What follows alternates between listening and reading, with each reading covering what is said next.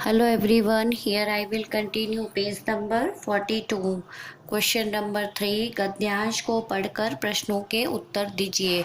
गद्यांश जो एक कहानी के फॉर्म में लिखे होते हैं उन्हें हम बोलते हैं गद्यांश, और अगर कोई पोयम लिखी होती है तो उसको हम बोलते हैं पद्यांश। ओके, तो ये गद्यांश है, इसको आपको पढ़ना है और उसके अंदर जो क्वेश्चन आंसर उसके रिगार्डिंग दिए गए हैं उसको उसी में से फाइंड करना है। ओके, सो चलिए स्टार्ट करते हैं। एक बार खरगोश वन में घूम रहा था, तभी उसने देखा कि एक पेड़ के नीचे एक गिलहरी रो रही है।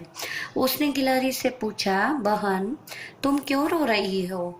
गिलहरी बोली, मेरी माँ यहाँ से बहुत दूर एक शहर में अकेली रहती है। जंगल का टेलीफोन खराब हो गया है, बहुत दिनों से उनकी कोई खबर नहीं मिली है। ओके, अब यहाँ पे हम क्वेश्चन पढ़ेंगे। वन में कौन घूम रहा था? तो आप यहाँ पे क्या देखा आपने? वन में कौन घूम रहा था? वन में खरगोश घूम रहा था।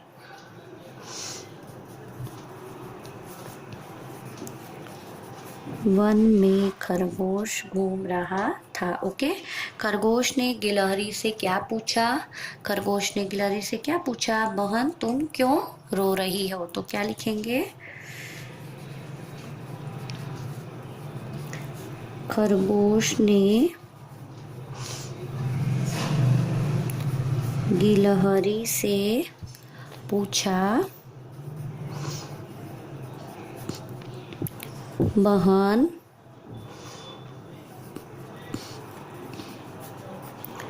ठीक है, तुम क्यों रो रही हो? तुम क्यों रो रही हो? यहाँ पे आप क्वेश्चन मार्क लगाएंगे लास्ट में, और ये डबल इन्वर्टेड कॉमा बंद करेंगे। ओके, यहाँ पे मैंने ये बंद किया है। डबल इन्वर्टेड कॉमा जो है वो आप यहाँ पे बंद करेंगे। ये करने के बाद आपको ये फिनिश करना है। ठीक है, नेक्स्ट है, दूर का विलोम क्या है? तो दूर का विलोम क्या होता है? दूर का विलोम पास है। ठीक है ना?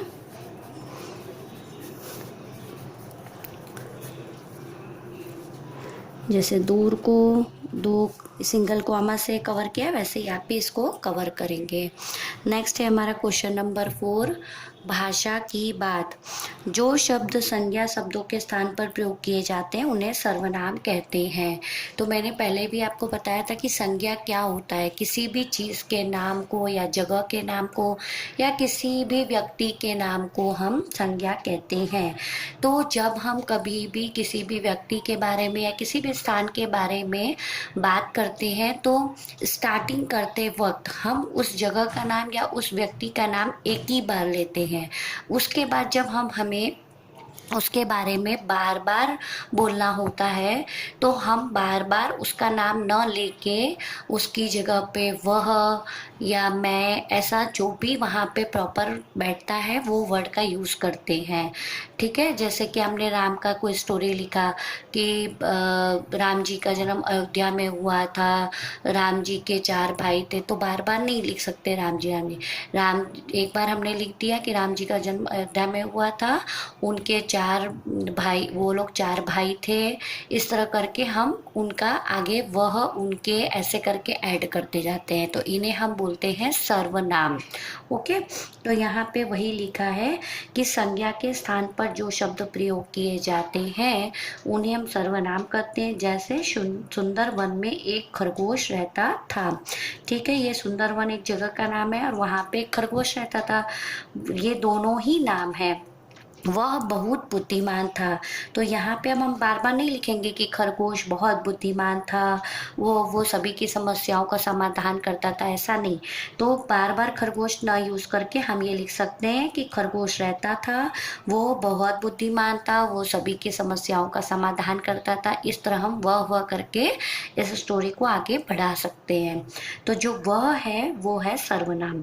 इस वाक्य में वह सर्वनाम शब्द है जो खरगोश के स्थान स्थान पर प्रयोग हुआ है। तो यहाँ पर आपको क्या करना है, सर्वनाम शब्दों पर टिक का निशान लगाइए। गिलहरी, पेड़, मेरी, मित्र, मुझे, उसे। तो गिलहरी, पेड़ और मित्र ये तीनों नहीं हो सकते, ये तीनों एक नाम है, जैसे ये कहीं कहीं पे यूज होते हैं। यहाँ पे मेरी, मुझे, उसे। सूचना, हम, पशु, बरगद, तुम, इंटरनेट। तो यहाँ पे हम, तुम, ये दो हो गए, हम और तुम। ठीक है, उसके बाद हम नीचे आते हैं क्वेश्चन थर्ड सर्कल पे। उन्नति, वह, उसने, कंप्यूटर, फेसबुक। तो यहाँ पे वह और उसने। तो इस तरह 1 2 3 4 5 6 7। ठीक है, मेरी, मुझे, उसे, हम, वह, उसने, तुम। ठीक है, ये सब जो होते हैं वो किसी की नाम के जगह पर प्रयोग किए जाते हैं, तो इसलिए हम उन्हें सर्वनाम शब्द कहते हैं। अब क्वेश्चन नंबर 2 है, नीचे दिए वर्ण और शब्द क्रम से दिए गए हैं। तो यहाँ पे वर्ण और शब्द, जैसे कि पहले भी मैंने एक बार बताया था कि जो क ख ग घ होता है उसको हम वर्ण यानी व्यंजन बोलते हैं, और जो अ आ ई होती है उसको हम स्वर बोलते हैं। तो यहाँ पे ये सब कुछ दिया गया है, मतलब आगे पीछे दिया गया है, इनको आपको सीक्वेंस में लगाना है। तो पहले हम जब कभी भी सीक्वेंस लगाते हैं तो पहले हम स्वर को, पहले स्वर में अ से लेकर अह तक जितने भी वर्ड्स आते हैं उनको लगाते हैं। फिर उसके बाद जब हमारे स्वर फिनिश हो जाते हैं, उसके फिनिश होने के बाद जैसे अ आ ई ओ ओ ऋषि, ए ऐ ओ औ अम आहा, आहा में हमारा स्वर पूरा हो जाता है। अह के बाद हमारा क ख ग घ स्टार्ट होता है। तो पहले अ से लेके अह तक में जितने भी वर्ड्स हैं उनको हम सीक्वेंस में लगाने के बाद क ख ग घ वाले वर्ड्स स्टार्ट करते हैं। ठीक है, तो यहाँ पर अपने, आदान, उपाय, कमाल, खरगोश, जिज्ञासा, टेलीफोन, तस्वीर, राजा, समरी, ये सीक्वेंस में लगा हुआ है। तो अब हम नेक्स्ट वीडियो में देखेंगे कि आपको एक्सरसाइज में किस तरह आपको जो शब्दकोश दिए गए हैं उनको क्रम में किस तरह लगाना है। Okay, so students, in our next video I will continue page number 43। Thank you.